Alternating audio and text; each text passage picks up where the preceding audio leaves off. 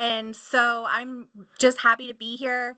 I know, Lydia, you just gave me a wonderful introduction, but a little bit more about me. So I started off as a school counselor. That was my initial, I guess, uh, passion around career wise, but quickly realized that I also had a passion for advocacy and systems change.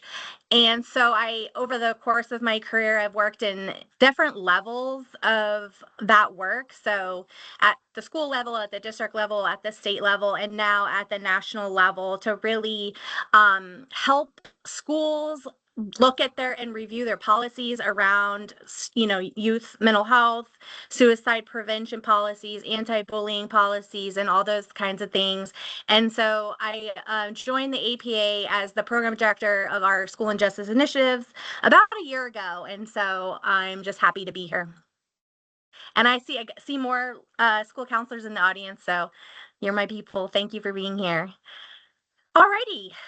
So before we get started, I would love to just do a quick grounding activity.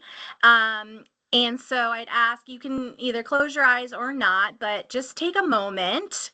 And what I'd like for you to do is think back to your youth about your favorite adult in your youth, someone in your life outside of your family. So someone who made you feel safe, valued, cared for. This could be a teacher, a coach, a mentor, anyone who really showed up for you. And so I want you to think about that person, maybe envision, their face. And I want you to think also about all the characteristics that embodied that person that really made them made you connect with them. And so I'll wait a moment. And yeah, really think about how they made you feel and what those characteristics were that they embodied.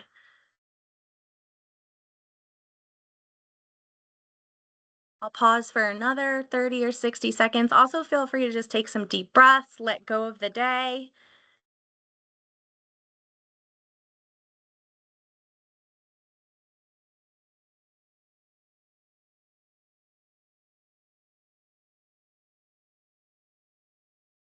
Okay, we're gonna go ahead and come back. So I'd love to know, who was that person? Feel free to come off mute or put it in the chat, but I'd love to know, who was that adult in your youth that really stood out. Usually when I do this activity, usually people don't have a problem thinking of that person. For me, it was Mr. Phillips. He was my third grade teacher. And he was fun, and he was engaging, and he made me feel really smart, and made me feel like I could do anything. And so those are the reasons why I selected him. But if anyone else wants to share, you don't have to, but if anyone feels comfortable sharing, would love to know about other favorites.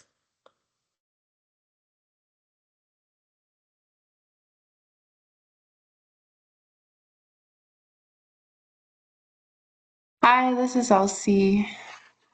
Hi. I would say my favorite, I guess like adult in high school was my French teacher. Mm. I took 4 years of French with her, and I really enjoyed her positive attitude. And she was always very encouraging, and I ended up taking French in college because of her.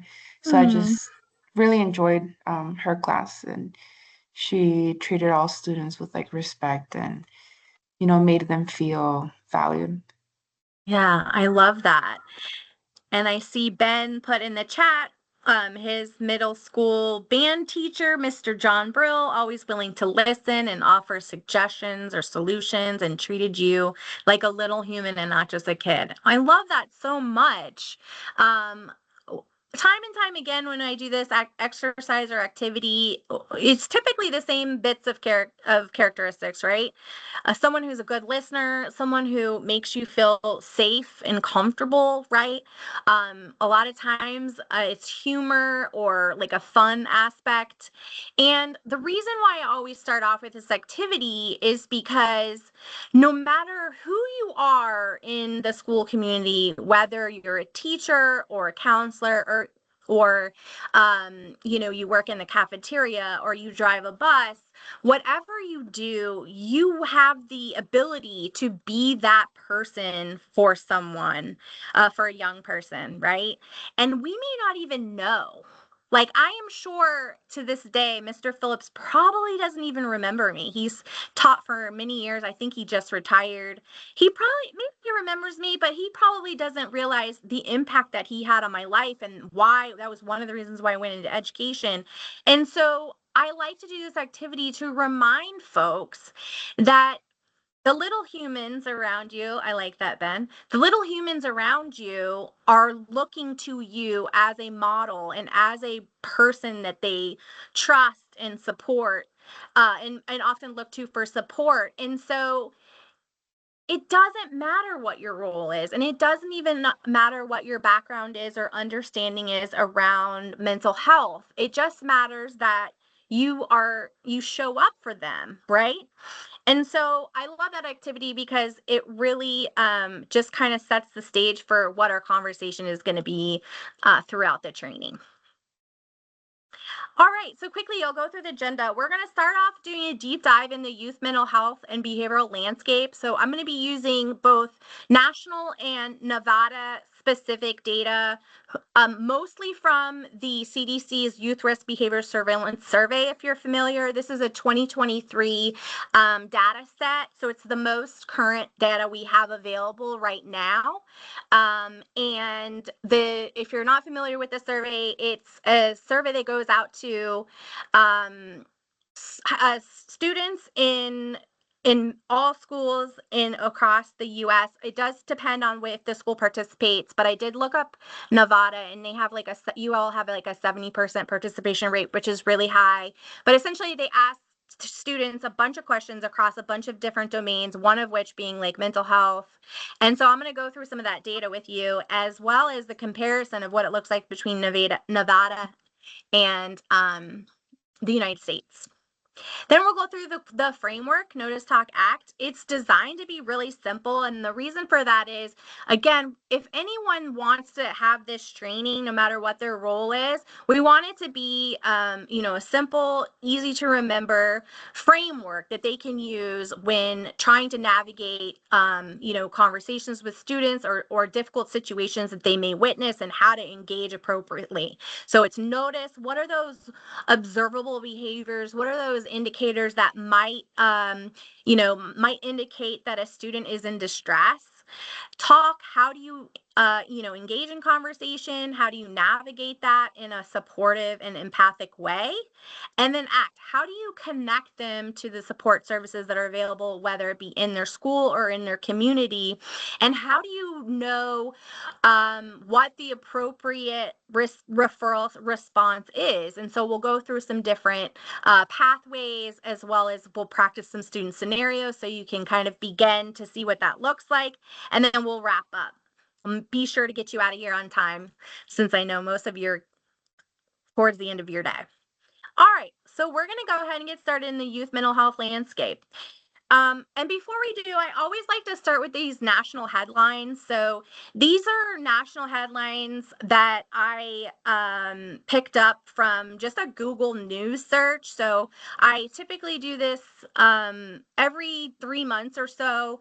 I'll just see what the top headlines are that have come out in the last 3 or 4 months, so on a quarterly basis, because people often talk about being in a youth mental health crisis, and I don't really know if everyone understands the gravity of that. And so if you read some of these headlines, they're quite startling. Now, we can all agree that the news can be sensational, but it truly highlights the unprecedented times that we are in. This is due to, right, post-COVID, a lot of, oh, I mean, we can go through all the factors, right, of how this has played into it. But the truth of the matter is that teens are experiencing mental health concerns and you know across the board in all states across the U.S. And now we're even to start see this increase in other countries. So Denmark, for example, they just had um, their first school shooting last spring, which had them begin to talk about they had never talked about mental health in schools before. Now it's something that they're training their teachers on. We're just seeing it all over now, and so um, this is truly all hands on deck situation, right?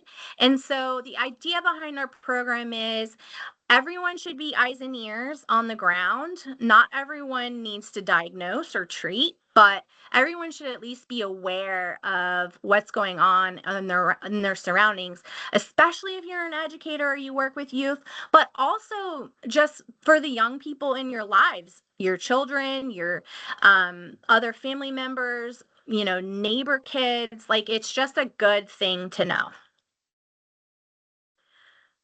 All right, so we'll start off with some statistics here. As I mentioned, we're going to go through some national and some state specific, but 1 in 20 or 1 in 5 or 20% of young people reported symptoms of anxiety every day in the past 2 weeks. So again, this is from that YRBSS survey that I mentioned. And they've actually determined that they're seeing the onset of anxiety at the age of 6 is when they're determining that most symptoms begin at age 6, which we've always known that youth, right, can have anxious thoughts, but it is the research is telling us that these symptoms and the onset is occurring earlier than in previous years. You'll also see here nearly 1 in 5 youth ages 12 to 17 reported having unmet mental health care needs. In Nevada, it was significantly higher. It was almost triple. Nevada was 57% reported unmet mental health care needs. We could go down probably have a whole training on why that is, right? We have mental health stigma. We have difficulties accessing care, family shame. There's just a lot of reasons, right? Not having the resources available, which is something I hear a lot from communities, especially rural communities. So there's a lot of reasons why that is. But the fact of the matter is that's a lot of young people who are suffering and not getting their needs met. We also see that over 1 in 10 youth depression is severely impairing their ability to function at school, work, home, or family. So that's where we begin to see some of the impacts on academic achievement, graduation rates, attendance. We'll go through a little bit that more in a minute, but in this impacting their ability to function is a key component that we'll also go into later as one of the distinguishing factors for is this an episode or a one-time event, or is this something that is more indicative of a mental health condition or concern? And that's one of the factors we'll go through. Moving forward, so 4 in 10 students experience persistent feelings of sadness or hopelessness. In Nevada, it was about the same, so just slightly higher at 43% or 4.3 out of 10. 2 in 10 seriously considered suicide. Nevada was again about the national average with 21%. We also know that females tend to act on their suicidal thoughts more frequently, but it's actually the males that tend to follow through because they're using more lethal means. This this is a little bit different data set, but the National Survey of Children's Health, which is supported by the U.S. Department of Health and Human Services, They also do some data collection, and they found that about 2 million adolescents and children attempt suicide each year in the US. Nevada was about 474 in 2023, but they found that there was 983 children and youth that had plans, but they were intercepted before they followed through. So that's a pretty startling number. And then this always gets me too is the US hospitals have reported there's been an 166% increase in emergency visits for suicide attempts and self-injury among children ages 5 to 18 in the last decade or so. Again, we could dissect that further. I think primarily, right? There's not a lot of places for children and adolescents to go for emergency mental health situations. And so oftentimes the emergency room ends up being that place. Um, I think too, we're as a society, because we're aware of the increase in negative mental health outcomes, we're also more keenly aware of when these are coming up. So I think we're doing a better job of tracking it. And then I often get the question, how do you really know the difference between, a child or teen who's experienced trauma and, how does that impact mental health conditions? And so it's also important, I think, to talk about the prevalence of trauma. So trauma is very prevalent in today's society. I am about Alexa, two what's out the of upstairs temperature? 2 out of 3 youth in the US will experience at least one potential traumatic event before the age of 16. And many states are collecting this data. I wasn't able to find this data for Nevada, but it's definitely very prevalent. And I'll talk about this a little bit more in depth later. But another thing that we're really seeing is the increase in traumatic events, just as a society in our community and things like that. So we'll talk about that in a little bit as well. And then, of course, you're probably very all familiar with this, but underserved populations are at a even higher risk for exposure to trauma. So now getting into substance use. So this is, again, probably very familiar to you all, but what we see is with increases in mental health conditions, we also see the use of substance and alcohol increase as a coping mechanism. So in the US, 22% of teens and adolescents said they currently drink alcohol or have had alcohol in the last 30 days. Nevada was slightly lower, so that's good news at 19%. Similarly, 17% said they currently use or have used marijuana in the last 30 days, 14% in Nevada. And one of the things that we are seeing that's a good trend is we are seeing across the board decreases in in alcohol and marijuana. Um, that's a trend we've been seeing over the last 5 to 10 years, where with that though we're seeing an increase in vaping, which I'm sure you guys are pretty familiar with that, vaping and opioid use. So that's where we get into this slide. So in the US, about 10% say they took prescription pain medicine without a prescription, so basically illegal prescription medications. And Nevada was slightly higher at 14%. And then for electronic vapor products, 17% for the US and slightly lower in Nevada for that as well. And then, of course, we know that, in all of the, negative impacts of mental health on a student being on their well-being and distress. We also see it in academics and absenteeism. So a recent survey of 500,000 students found that nearly half reported depression, anxiety, and stress were making it difficult for them to do well in school, which is an increase of about 40% post-COVID. So pre-COVID, it was about 40% less. So we're seeing the effects of the COVID pandemic. And then students with depression are more than twice as likely to drop out of school compared to their peers. Right? If they're having feelings of hopelessness, sadness, it's hard for them to see the point of, sticking with their high school journey and their career. They have difficulty, envisioning what the future may look like. So we see that as well.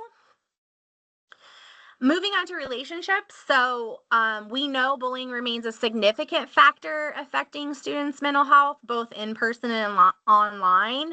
The connection between bullying and poor mental health is strong and often cyclical. So we see 19% of students report being bullied at school. That's the national, whereas Nevada is about 13%, and then electronically is national compared to state 16 to 13, which I think showing that the digital platforms do have become a major factor, right, in space for peer aggression.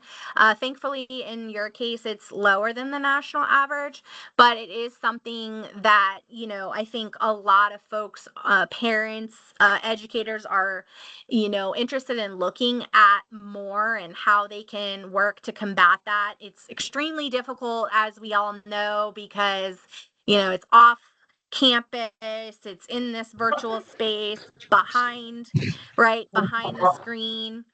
So it can be difficult to monitor and address, but we do know it does have an impact. And then as I mentioned, it being cyclical, so youth with poor mental health are twice more likely to be bullied or to bully others. So depending on the young person, if they're experiencing poor mental health, then they either become vulnerable and thus become a target to bullies, or they become the aggressor, which we'll talk a little bit more later about why.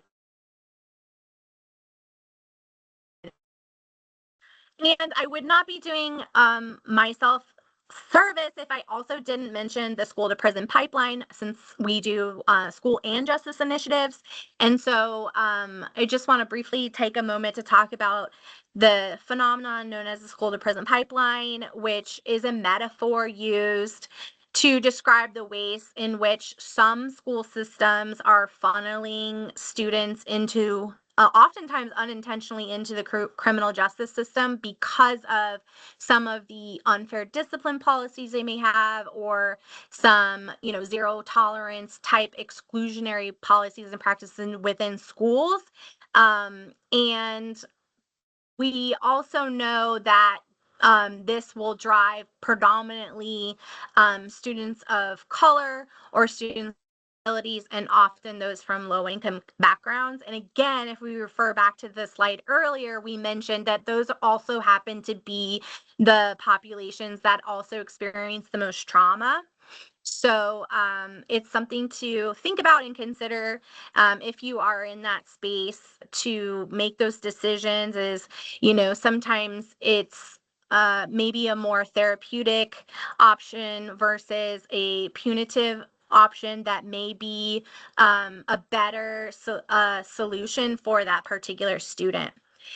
And the reason for that too is that students who are suspended or expelled for a discretionary offense are 3 times more likely to be in contact with the juvenile justice system within 1 year. And we know that across the board, suspensions are typically nonviolent offenses, and the top offenses are usually damaging property, disturbing the public, violating curfew, drug-related, or truancy. And so again, we're we're providing a punitive intervention that might be better solved from a therapeutic option. All right, thanks for letting me go on my soapbox about that. And finally, I always like to end this section on a bit of positive news.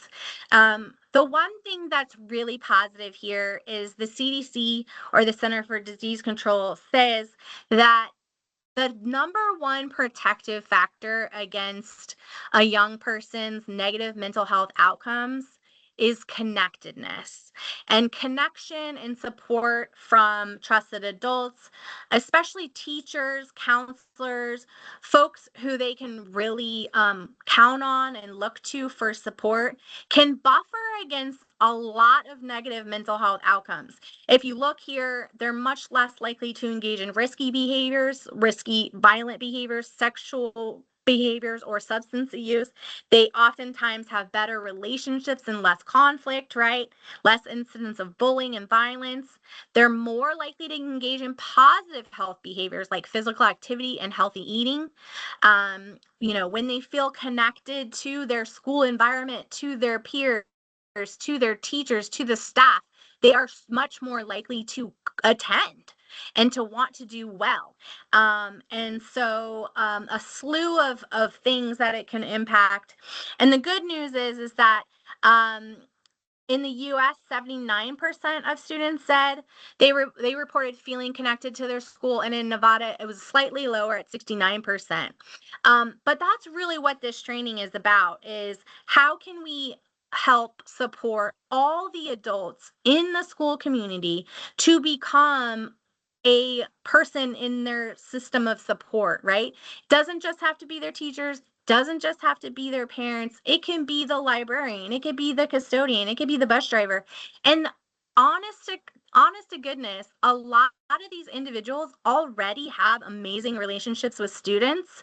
And so it's really about leveraging those relationships with them and empowering them by giving them the tools to better screen the students that they're interacting with, so that we can early get the students identified earlier and connected to support services earlier. So I'm going to pause there before we move to the next section and see if there are any questions.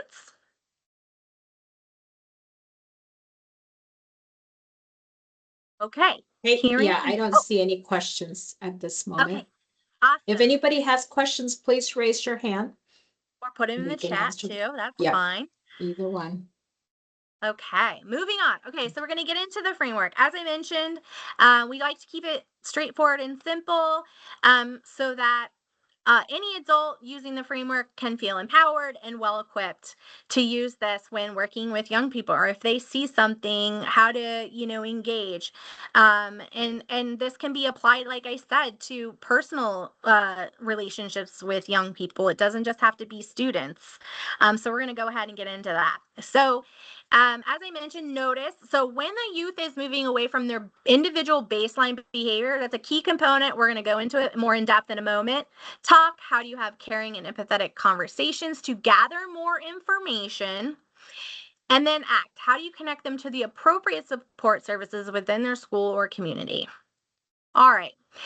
I always like to give this little disclaimer before, because a lot of times when we go and do this training, which is free, which I can talk about later, but this free training, and we do this to all different school staff members. I always like to reassure them that we're not asking them to diagnose or treat mental health conditions. They're teachers. They have their roles. They have their particular roles, and we're not asking them to do this. We're not asking them to be an expert in mental health. We're not asking them to try and solve or fix problems. What we are looking for is noticeable changes in their behavior or mood or appearance, and to gather information that's going to allow them to make a judgment call based off of the situation at hand, and to determine if a referral is needed. And remember, we already know this because every adult has the power to make a positive impact in their students' future if they're interacting with young people. So I always like to give that caveat. All right. So when you're in the noticing section, it's really important that you're noticing changes that may indicate a mental health concern. And so the changes typically fall within one of these 4 areas. Now, a really important thing to notice is that appearance and behavior are going to be much more observable, right? Because we can see that with our own eyes. Even though oftentimes we have maybe many students in our classroom, it's still a little bit more observable to the naked eye. Whereas mood and their thought processes and their thoughts and beliefs is going to be a little bit more difficult, right, to notice unless you engage them in conversation. So let's go through some of those behaviors first that we want you to notice. So also, before we get into that, I want to just give a little bit of background on the ABCs of behavior. So when we're looking at behavior, there's kind of 3 elements that we want to be looking at. The first thing is the antecedent, or the A. What is happening right before that behavior? So you can think of this as a trigger or other stimuli or factors that impact the behavior, right? And the behavior is going to be the observable thing we see, such as a child throwing a temper tantrum or a student not completing a task, right? That's the behavior. And then the consequence is the response, right? What is our response? And sometimes we can reinforce or discourage the behavior, and then which will then help curb that behavior. So I think it's helpful to have this understanding when we go into our student scenarios. But typically, we're going to class these behaviors into 2 categories. Disruptive, right? Again, these are going to be those more observable things. And these are defined by actions by students that interrupt the flow of teaching and learning.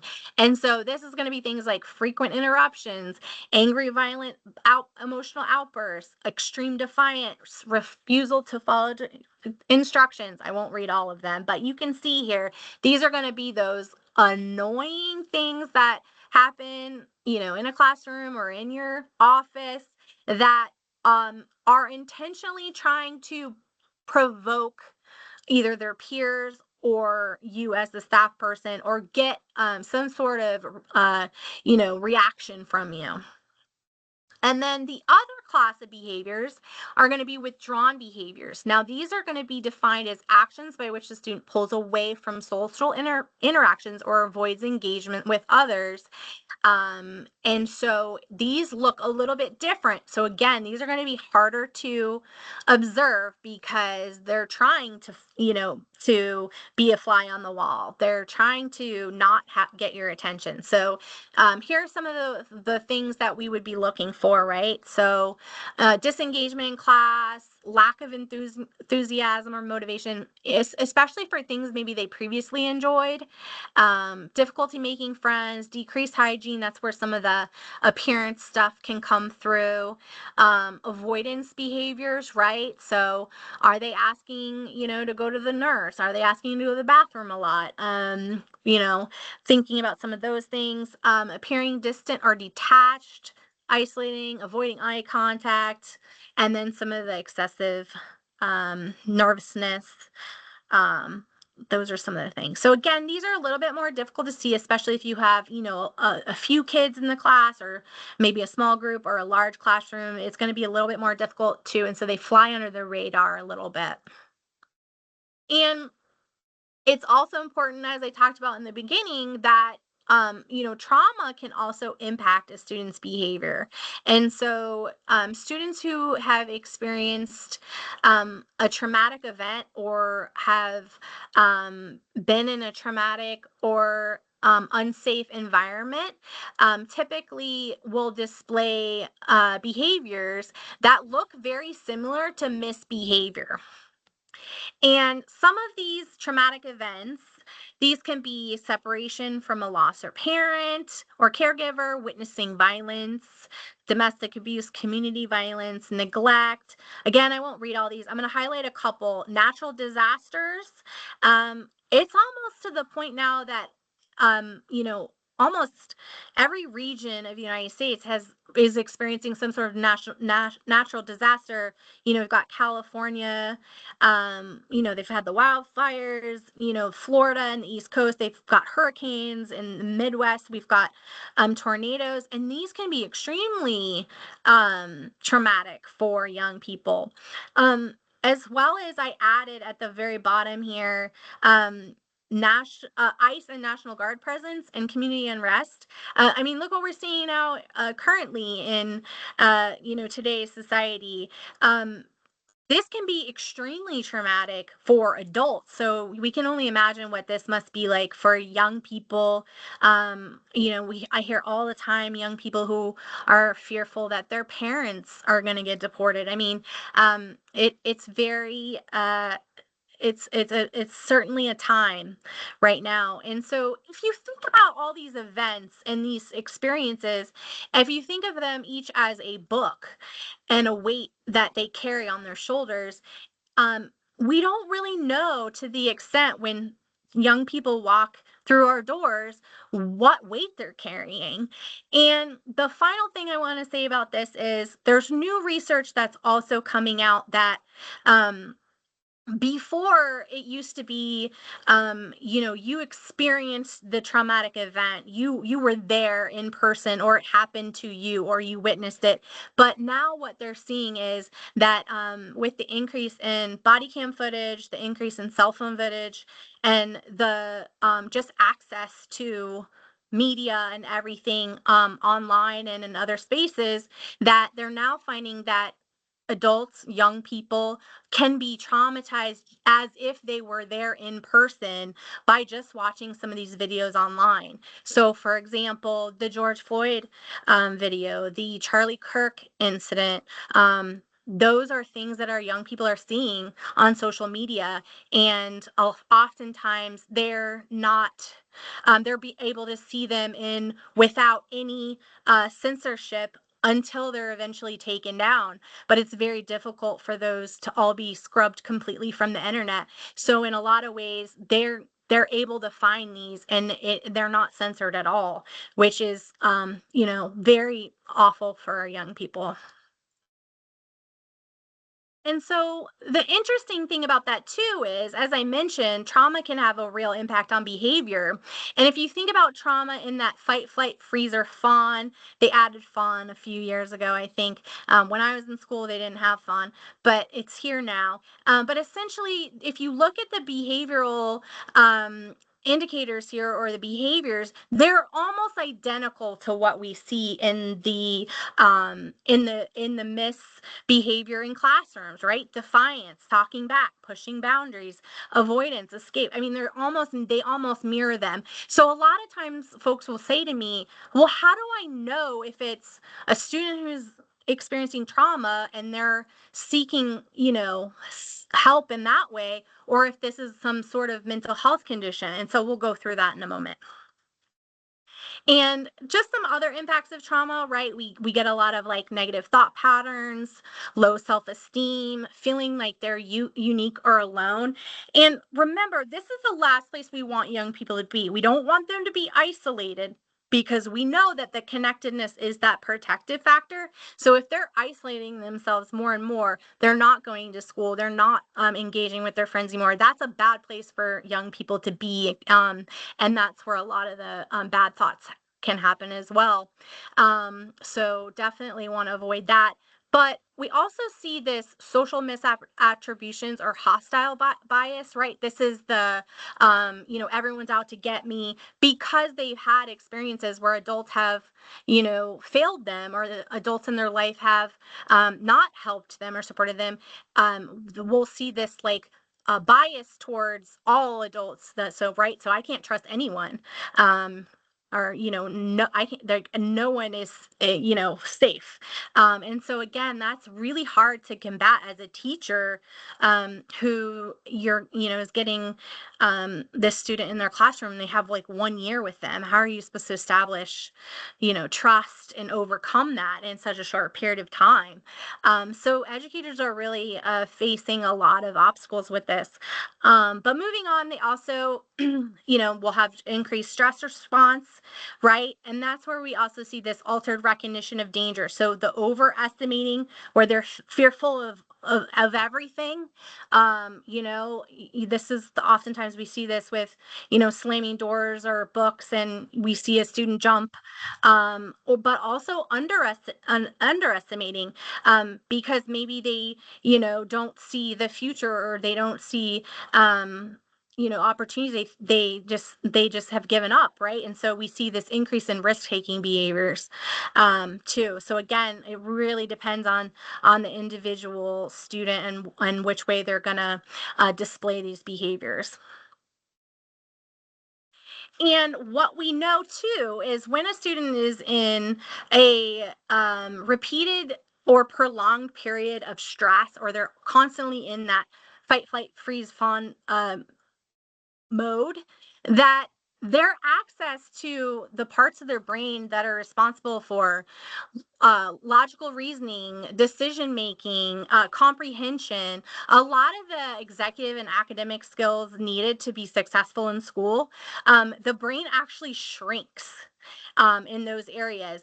And so it's a lot harder for them to do well in school, because when their brain is in that, survival mode, all they're really thinking about is, how am I going to get home?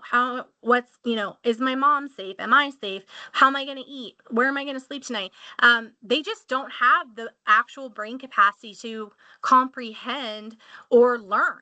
And similarly, or conversely, I should say, when they're in a regulated state, because they aren't having to think about where some of those survival things, they have much more capacity in their brain, much more space in their brain to be able to learn, new concepts, to be able to comprehend, to be able to make,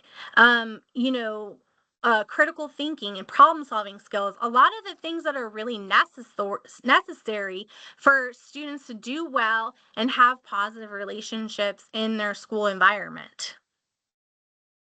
And so, as I promised, I'll share some of the distinguishing factors, right? And so, as I mentioned, a lot of times people will say, well, how do you know? Like, how do you know if it's this or that? And so, I'll first start by saying there is no perfect answer, but here are just some, hopefully, some helpful tips. So, the first is this deviating significantly from their typical behavior or that of their peer group? And what I mean by that is, looking at that individual student, has their behavior changed, or their mood changed, or their appearance changed?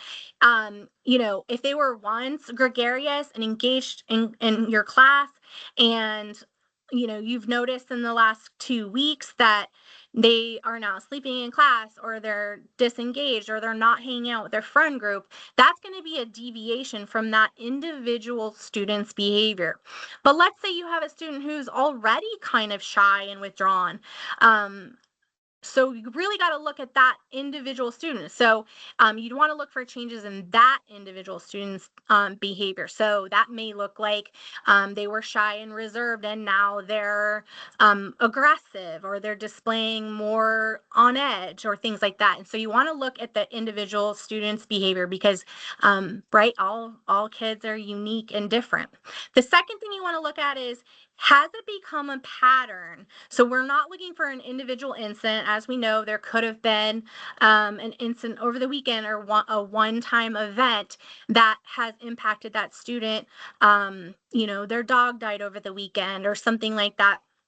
So you want to look for an intensification in the behavior. You also want to look for an increase in that pattern. So if it's appearing across settings, so for example, in your class, you're also getting reports from, the PE teacher. Maybe you're also getting reports from, the principal and on the bus driver. And so you're seeing this definitely a pattern or an intensification, or perhaps maybe there are certain periods of the day. So you're going to look for that. And then the last thing is going back to that first slide is it noticeably impacting their ability to care for oneself, complete tasks, or function at home and school? So if you're seeing an impact on the ability to have healthy relationships, complete academic work, take care of oneself, shower, hygiene, and other like daily functions that we would want a young person to be able to complete. Is there a noticeable difference there? And then another thing I want to mention too is that if you can understand the root cause of the behavior, that is why is the student behaving in this way? If you have the ability to identify that, you're going to be much more likely to identify whether it's something intentional or unintentional.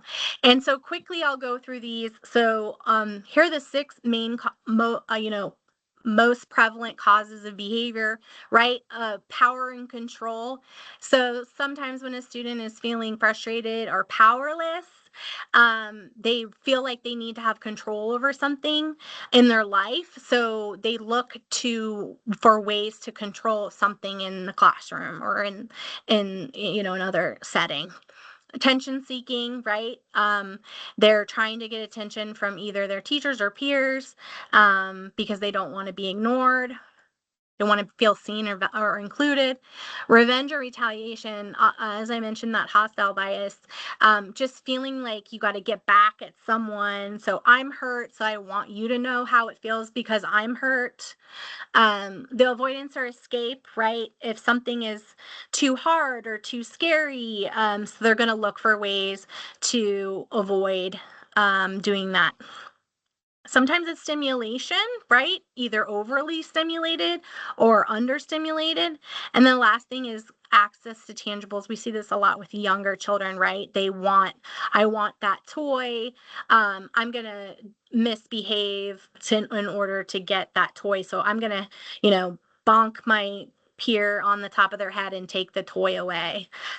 So those are some of the root behaviors. And the reason why this is important is because behavior is a form of communication, but as we know, it's not the full story. So if we're able to pause and ask why a behavior is occurring, we can determine whether the student is choosing that behavior or misbehavior, or perhaps experiencing something that they cannot easily control, which is going to be more indicative of a mental health, a trauma, or a period of distress. And mental health related behaviors often are going to reflect that anxiety, trauma, depression, or other unmet needs that they're experiencing. And these will often persist despite consistent classroom management strategies. So again, that's why that pattern and that intensification period really matters, especially if you're using like an MTSS system, to be able to show that they're not responding to other interventions is another way to indicate that it could be more than just, being defiant. And then, again, when students are upset or acting out, asking instead of what's wrong with you, but maybe what's going on with you right now, what's happening for you. Ben, I see your question. It's not K-12. I would say it's 12 to 18. So I don't know if that's 6th grade. And I am not aware of any national data that captures that 0, or I guess it wouldn't be 0, it'd be like 6 to 12. Is there anybody at elementary level who can help me out with the ages of that group? 6 to... Usually, oh, there you go. Somebody's on there.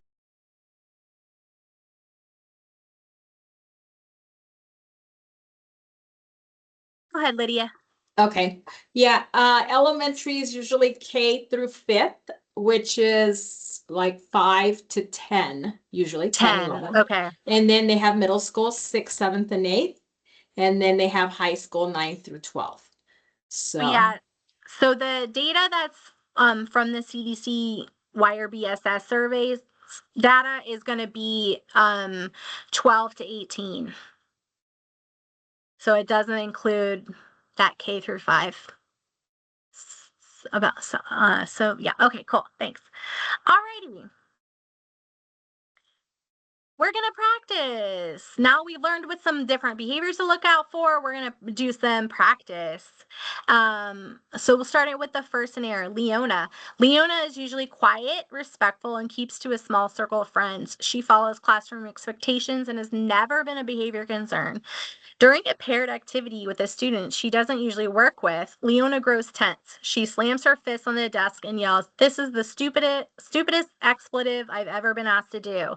She pushes her chair back, knocking it over, sweeps her materials off the desk, tearing a nearby student's project in the process. Her friends look on, shocked by the outburst. So, what are some of the behaviors we're noticing here?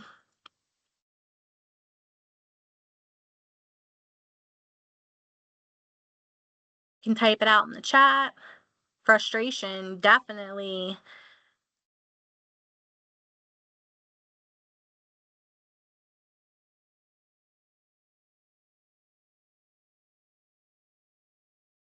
Swearing, yeah, there's a lot going on here. We've got, right, like property damage, growing tense from a change. Very good. And you guys recognize it. So there's a change in behavior. And I also, aggressive, great. You guys are doing avoidance. Yep. So, yeah, so definitely context matters in this situation, right? The one thing, is, during a paired activity with a student she usually doesn't work with, right? So that's a little bit of an indicator. Maybe there's a conflict with that that paired peer,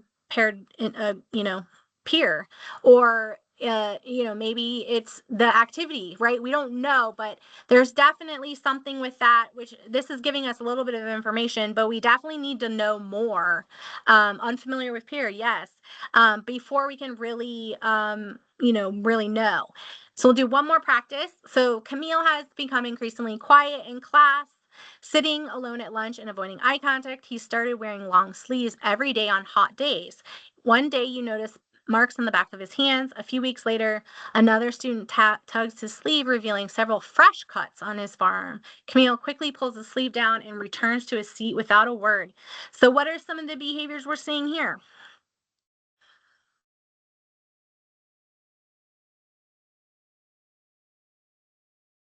Isolation, yeah, definitely. And some avoidance, withdrawn, yes.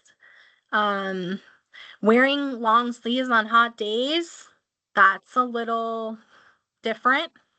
Um, yeah, and Michael, good call. It could be cutting, right? We don't know for sure. It could be, maybe it's abuse. We don't know. Maybe it's neglect. We don't really know. There's definitely some possible self-harm. Yeah, all these are all really great. Scared, cautious. Absolutely. There could be a lot going on. Again, we don't have enough information to determine, so we need to talk. So now we're going to go over a few tools to engage in conversations. And this section, we use an evidence-based motivational interviewing technique that helps staff navigate difficult or sensitive conversations. And so we like the OARS technique. It's been around for a long time. As I mentioned, it's evidence-based, which is great for, for schools and districts wanting to use, evidence-based strategies. And it's simple. It's O, open-ended questions, A, affirmations, R, reflective listening, and S, summarizing. So starting with opening questions, these are going to help you get more information from the student as to asking a yes or no question. And this is going to allow you to build trust and better understanding of the thoughts, feelings and perspectives that they may have going on, right? And so an example of this might be, did you have a good day? Right? With that is they can answer with a simple yes or no, and it doesn't allow us to get more information. But if you restructure the question, the same question to perhaps be, Can you tell me what the best part of your day was? What was the most challenging part of your day? It almost forces them to give you more information. Yes, investigative. I love that. And so the idea here is we want to be able to pull out more information, because the more information that we have, right, that is going to help us determine the appropriate course of action. So there's also some example sentence stems here. It's in the staff handout that I believe you're going to receive later. So here's a practice. You speak to Leona privately. Remember, she's the one who had a little bit of a meltdown during a paired activity. And when you ask her what happened, she says, everything is a mess. Everything is a mess. What is an open-ended question you could ask here to get more information?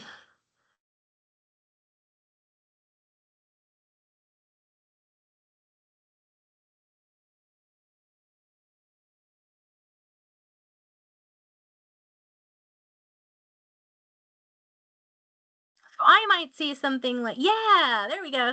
Ken said, can you describe what a mess means to you? Share why you feel. These are great. Yep. What makes everything a mess for you right now? Yep. What do you mean by everything? Absolutely. Lots of ways you can go about this. The beauty here is when we do this training with all staff, right? I know you school-based mental health professionals and other mental health professionals who work in this space, you know this stuff really well, but it's the other staff members that we want to be able to practice these things. And so we like to give them these scenarios that they can practice with, which helps them to really absorb the skill building aspect. All right, moving over to affirmations. And so affirmations, oftentimes we hear them in this positive note connotation, which I love. I love to see the TikTok videos of the teachers and the staff doing and the parents doing positive affirmations, which is amazing. It helps them them feel seen and builds confidence and support, demonstrating empathy. I also want to just share that I think it's okay if sometimes you affirm the feeling and you embrace what I call the suck with them. Like, it doesn't always have to be a positive spin on it. And I think sometimes we do that as adults with young people. And so we don't want to do that. We don't want to trivialize, even if we don't fully understand it. You know, they may break up with their boyfriend, girlfriend, they may think it's the end of the world and they're never gonna find another love again. And we know that that's not true, but in their little tiny human brains, that's what they believe. And so we have to meet them where they are, right? And so sometimes we might, be able to affirm right along with them and say, you know what, that sucks, or that's really hard, or, you know, that's a lot, or that's a lot of change, or there's a lot of ways, right, you can go about it. And so I just always like to make that little point, is that it doesn't always have to have a positive spin on it, because it's really all about helping them to normalize that the quote unquote negative emotions aren't a bad thing. We're going to experience them. We want to normalize that for kids. We want them to be okay with talking about those feelings and demonstrating those negative feelings just as much as they would their positive emotions. And it's just going to help build their emotional intelligence. Okay, so for practice, we speak with Camille. Remember, he's the one with the sleeves and the cuts.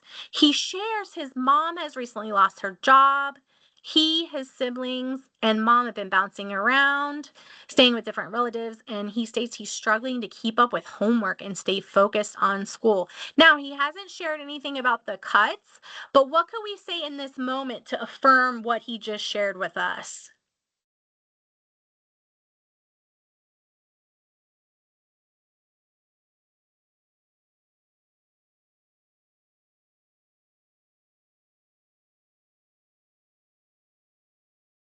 Yeah, I love that. You're carrying a lot right now. That is a lot. That is a lot, definitely. between school and all this stuff going on with family. That's hard. It's hard to start your day somewhere different. I love that one. Yeah, and again, you make this your own, you don't have to use canned. You want to be genuine in your response.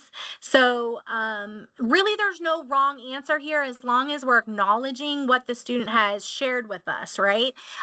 So even if you just say thank you for sharing that, if you don't know what to say, sometimes even just sharing that can be, a real way to get them to trust you and share more information. But you guys are experts in this. Seems like you're having a few concerns. Thanks for sharing. Yeah, I love that. All right, so moving on to or. So reflections, these are going to help you pause and consider the student's words, behaviors, and emotions, allowing to better understand their perspective and respond with empathy. Now, this is really important because sometimes, and how many of you, let's see, have had a student say they're fine, but their body language, they have balled up fists, they have tears streaming down their face, they're saying they're fine, but you know that's not matching, right? It's not matching. And so being able to reflect back on them to help them get to the point where they're able to really express themselves, you might say, I noticed you said you're feeling fine or you're okay, but I noticed you have tears in your eyes. Or I noticed that your fists are, you seem tense. And so this is great for a lot of reasons, right? One, we're challenging their response to us, right? We're saying, I know you say this, but this is what I'm seeing, to get them to really be a little bit more honest about how they're feeling. But it also helps them, again, they're identifying what the emotion or feeling is. Is it anger? Is it disappointment? Is it frustration? And again, we're normalizing it, we're modeling it, you can help them even by saying, it seems like you're frustrated. Is that right? And you can clarify with them. And again, getting them to really identify. And I actually have a quick story about that. I was working with a young student once. He was in kindergarten and he had an incident. His teacher sent him to me, and he's telling me he was very upset and crying and angry. And I said, I can tell you're very angry.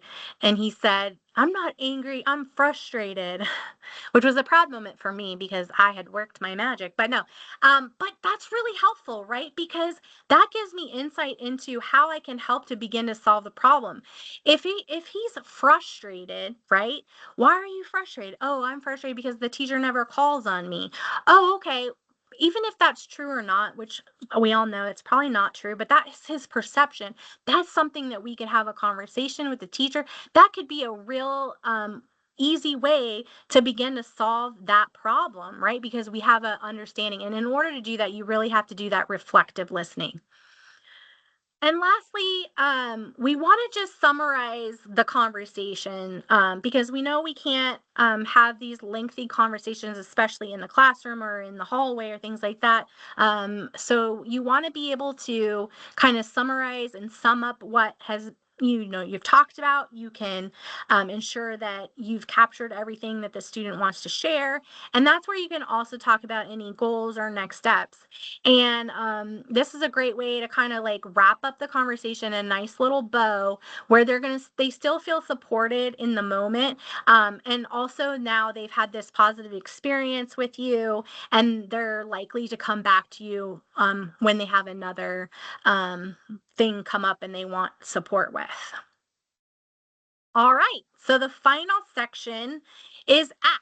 And I will preface this section with, we typically would customize this section to align with with the school or organization's policies around referring and crisis protocols and that sort of thing. But for purposes of today, they're going to be a little more general. So when we talk about the ACT component, what we're really talking about are these decision points, right? Where you come to as an adult who has talked with a student where you're going to determine what the best course of action is. And so sometimes they're called referral pathways in schools, sometimes they're protocols. It really depends. But essentially, what it is an outline process for how staff identify a student in need, coordinate and connect the students and their families to the appropriate support, either within or outside community like supports. And what you really want is to make sure that every staff person knows who do they go to talk to about the thing, how do they document it and escalate? Is it a form? Is it a meeting? Is it a person they go to talk to? Is it an email they send? What those resources and interventions available are, and then how do they follow up and make sure that the students have access the support that they referred them for. And so when we talk about this, I like to use these 4 pathways because I think essentially these are the main response options, right? And again, we would customize this to the school, but the first one is, right, the student shares something and it's the staff person determines this is a really kind of a crisis situation, and what does that look like? An urgent, important thing in that moment. The second one is the student shares. The staff person has identified that there is an additional level or layer of support needed that's beyond their scope of their role, right, as a teacher or another staff member. But it's not, right, that in the moment dire situation. The third one is the student shares and the staff says, you know what, we talked. At this point, I don't really think that a referral is needed.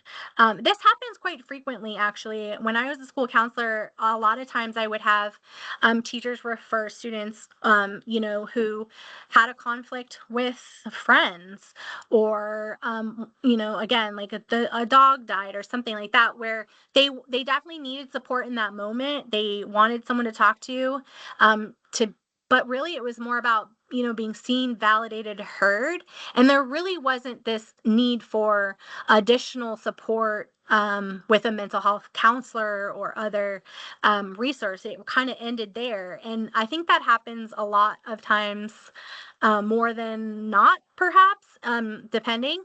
But teachers, I think, also can be empowered to say some of the situations that are referred out can actually be handled in the classroom as long as the right parameters are in place. And then the last one is the student doesn't give you enough or you don't have enough information to make a determination. So what do you do in those points? And so typically this is where we would go through each pathway.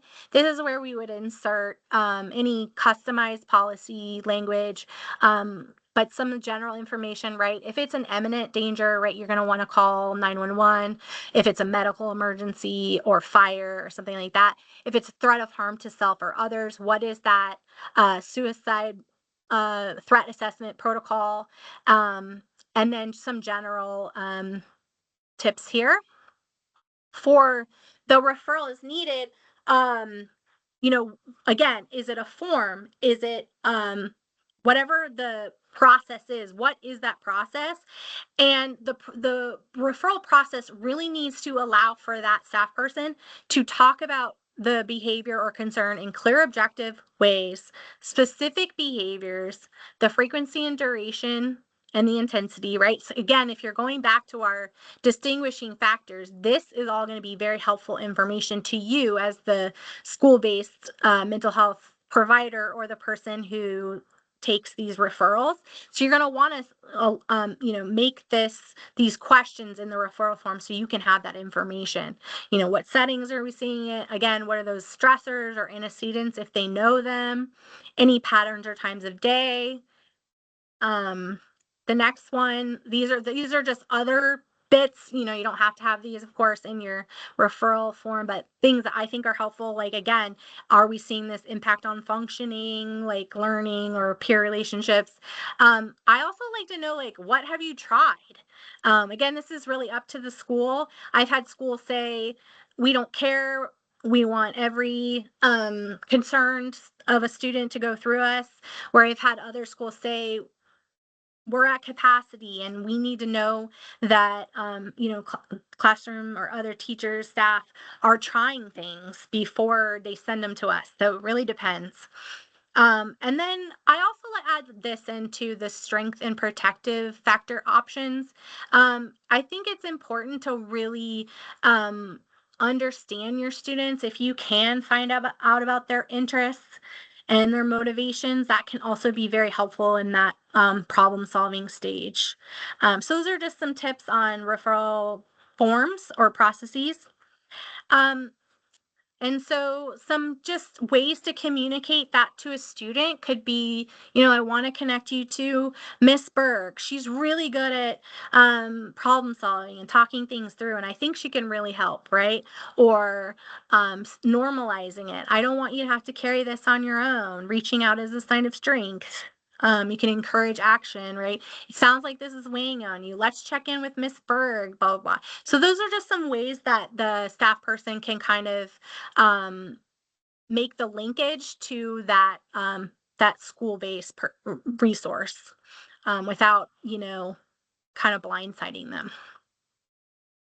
And then no referral is necessary. So in this situation, I think the best thing to do is monitor as needed. Again, you're going to look for a worsening or intensification or new concerns arise, and then do another reassessment period. But oftentimes, you'll be able to, talk to students, and maybe you try some things in the classroom and you can develop them together. It's always good to thank the student, affirming, right? Thank you for sharing. They're feeling I really care about you. Your feelings are important, so I hope that you can share with me in the future. Again, it's going to model that, and that seeking help was a positive experience. You can offer ongoing support. And then, of course, whatever the documentation that needs to occur with this. And then I always like to do this with all school staff, is some just quick regulation strategies they can do in the classroom. This again could be extended depending on what the school is interested in for the training, but essentially when emotion is high, right? They're very hyped up and they're having a hard time settling down. You're going to want to do a low energy activity to kind of get them to settle in.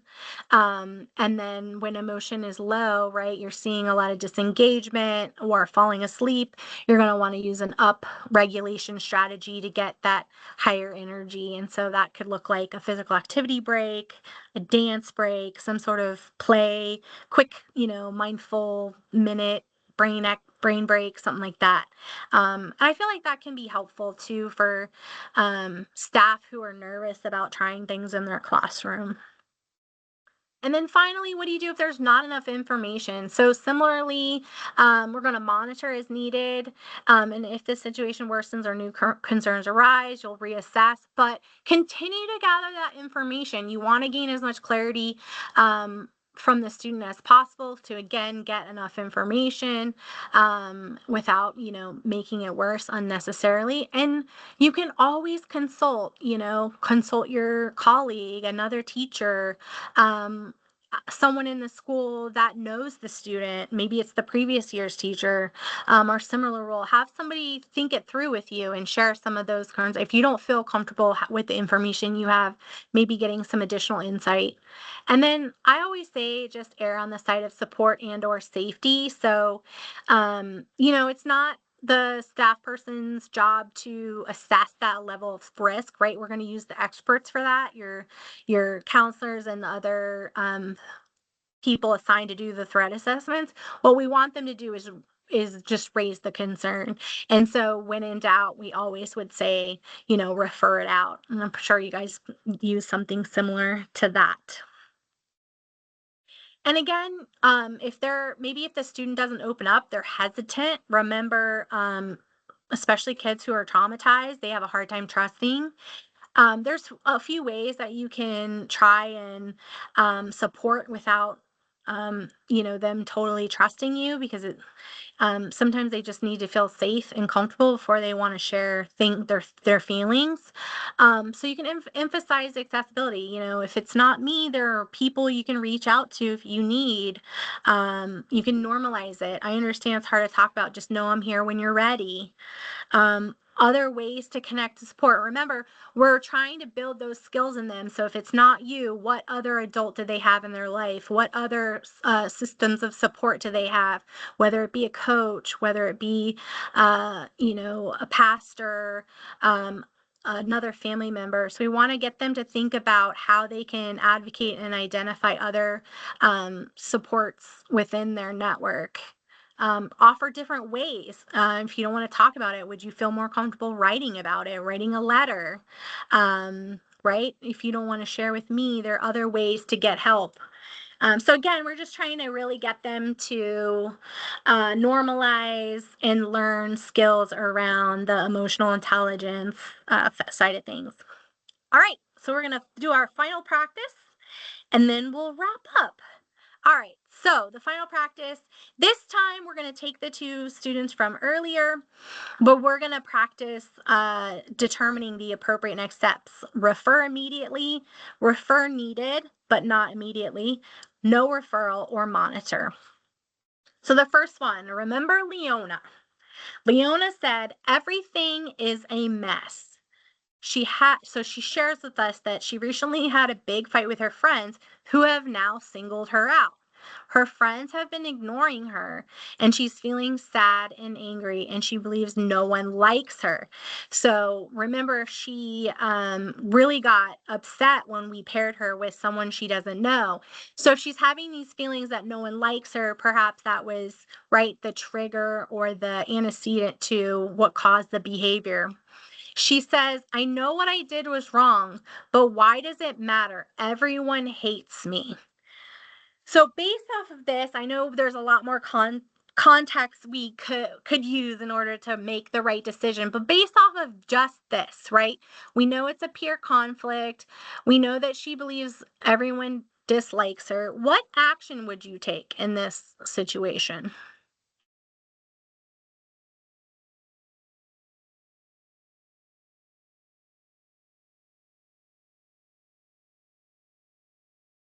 And when we do this activity in schools, we usually do them in breakout groups so they can kind of talk together. Ben says, have affirming conversations and send referral for a later meeting. I love that. You're going to have the affirming conversation. You're going to validate her feelings. She's feeling ignored. That's really tough. We can understand why maybe she felt uneasy or vulnerable working with someone she doesn't know. But yeah, at the end of the day, we can validate her feelings and also acknowledge that her response was not appropriate, right? She, I think, slammed a book down and, used an expletive. There's a way that you can validate feelings and still hold them accountable. And so that's what I would do in this situation. I think definitely checking in with her later and maybe discussing some more appropriate responses when we're feeling isolated from friends or having conflict from friends, some better ways, right, to respond to that. So there could be a conversation there, and that could be a referral to your school counselor. Maybe the school counselor has like some conflict resolution or peer mediation that they can do. But essentially, right, it's kind of like we need more information, right? All right. Now here's Leona, but this is a different response. You engage Leona privately to discuss the situation. She's apologetic, but doesn't go into details about the fight. She doesn't want to tell you her business or her friends will think she snitched. She said, I'm sorry, I'm going to try and be better, but I don't want you to get involved. I got this. What do we think the best action is here? And another thing that I also like to, point out in this section with staff is that it's not always going to be really clear what the answer is. And that's okay, right? It's you're going off of the information that you have. But would love to hear if anyone has thoughts. But I can go into what I would do. So, not that I'm the, expert. But yeah, I love that. I agree, Jose. I wouldn't refer at this point. I'm actually really invested in her trying to solve this on her own. Again, depending on the age. If she's a middle high, we want to try and build the advocacy problem solving skills. So, I like that she wants to try and resolve it with her friends. But yeah, I think a monitor, maybe something like, let me know if you get stuck and we can, connect you with some help or whatever. But I like, she's apologetic. She doesn't want to share everything. I can really empathize with her not wanting to have her friends think she like went and told the teacher. So, yeah, I think I might, let her try it on her own, maybe kind of watching from afar or giving some pointers. But again, if you were to refer to, a counselor, or maybe you have, like a restorative practices person who could do some restorative work with the kids, I think that would be fine too. All right. All right. Now we're going to go to Camille. You check in with Camille and ask how things are going. He starts to open up, so you pull him aside to talk privately. He says, I'm doing okay, just super tired. I'm sharing the living room with my siblings and sleeping on the floor. Things are so chaotic, it's hard to focus on school. How are you feeling about the action step here? He still hasn't shared about the injuries, so that's still in the back of my mind. But I think I would not rush it yet because he's opening up at his own pace.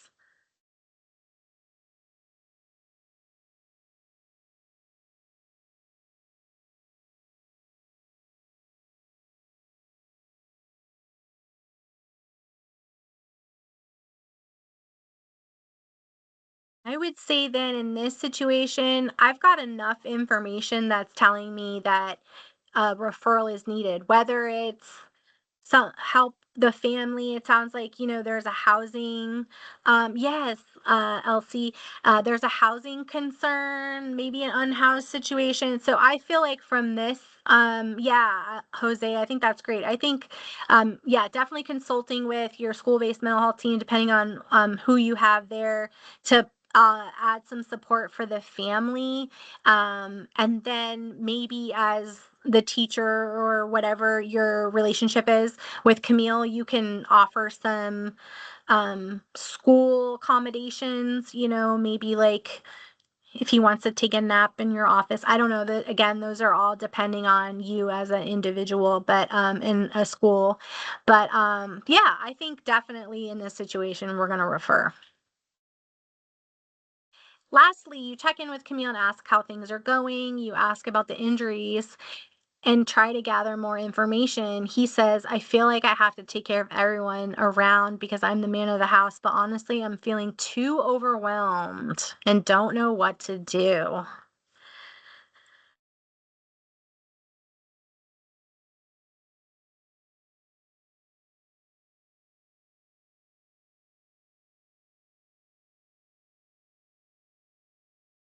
Yes, Pam, refer immediately.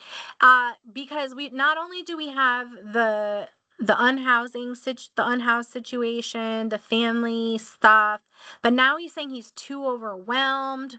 He has these injuries. We still don't know concretely if he wants to harm himself, but at this point, yeah, it's a refer immediately situation, because of the factors there. All right. You guys did amazing. And before we wrap up, I just wanted to share, you can see why this practice could be really helpful for school staff who don't typically, deal with mental health concerns. often, and how this practice can really help them gain confidence in their ability to make decision points.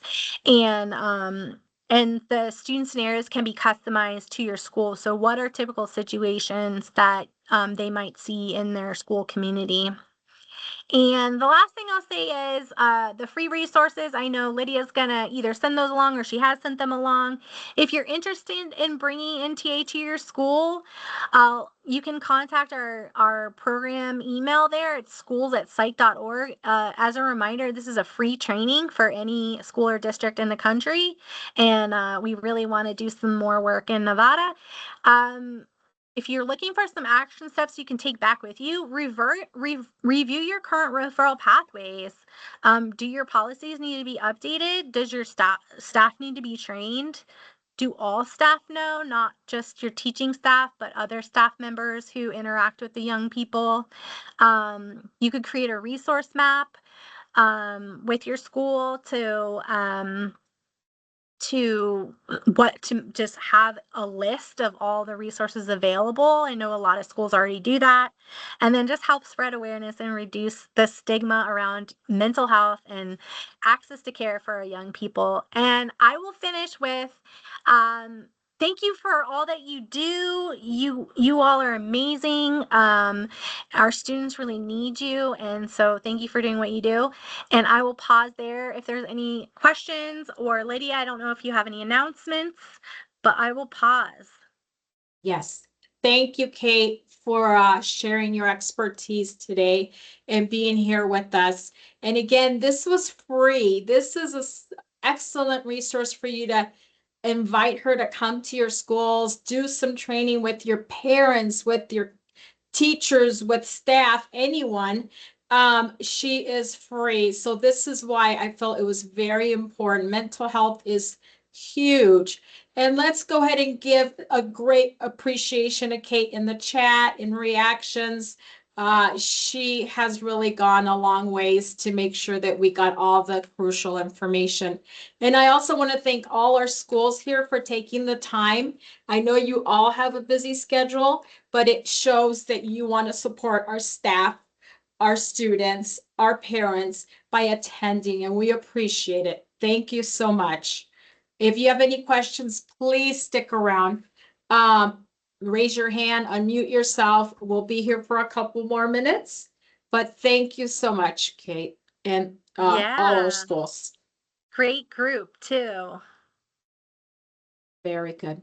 Tony, here's Tony York. He was there when we met you at the conference. Yes. Tony, how you doing? Hi, Kate. How you doing? I'm doing well. I think it went well. I enjoyed it. Very good. I think Oh, it's a great resource. I was saw a lot of names there, so a lot of Awesome. names and from different